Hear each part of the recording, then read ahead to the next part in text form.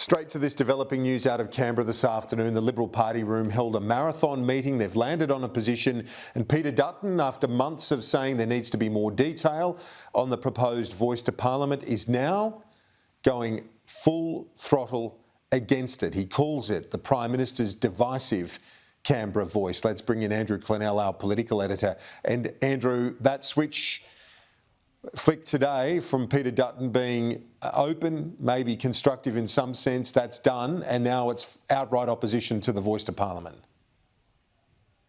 Yeah, well, he says he's going to campaign against it, as you point out, Kieran, but on the other hand, he supports aspects of it. So let's tell our viewers again what's happened here. Peter Dutton says the Liberal Party is for constitutional recognition of Indigenous people. It is for a voice to Parliament, just not both of them together. He's saying let's have a regional voice, regional voices, bodies, advisory bodies, no to a Canberra voice, and let's not have a constitutionally enshrined voice. But he's okay with constitutional recognition. Here is the position that he got through the Liberal Party room this afternoon. Well, the Liberal Party resolved today to say yes to constitutional recognition for Indigenous Australians, yes to a local and regional body so that we can get practical outcomes for Indigenous people on the ground. But there was a resounding no to the Prime Minister's Canberra voice. It should be very clear to Australians by now that the Prime Minister is dividing our country, and the Liberal Party seeks to unite our country. Will you be actively campaigning, and to Ms Lee as well, if I can, actively campaigning no against the voice in this referendum? Yes, I will be. I don't believe this is in our country's best interests. And here's Peter Dutton's deputy, Susan Lee, saying we're not all no to everything. We got some yeses in there. Today is not a no from the Liberal Party. It's a day of many yeses. Yes to constitutional recognition of Indigenous Australians. Yes to local and regional voices. Yes to better outcomes for Indigenous Australians.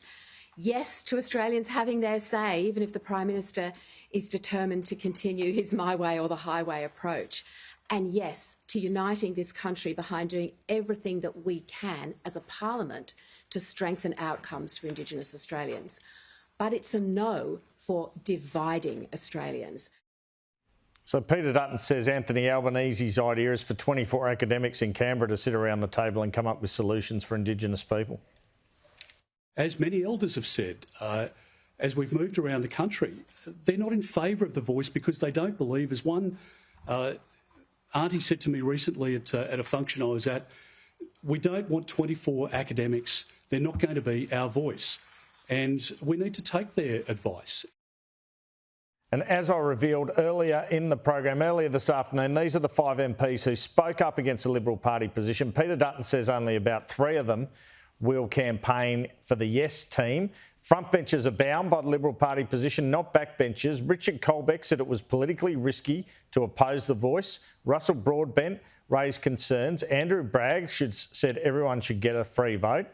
You've got Jenny Ware and Bridget Archer there as well.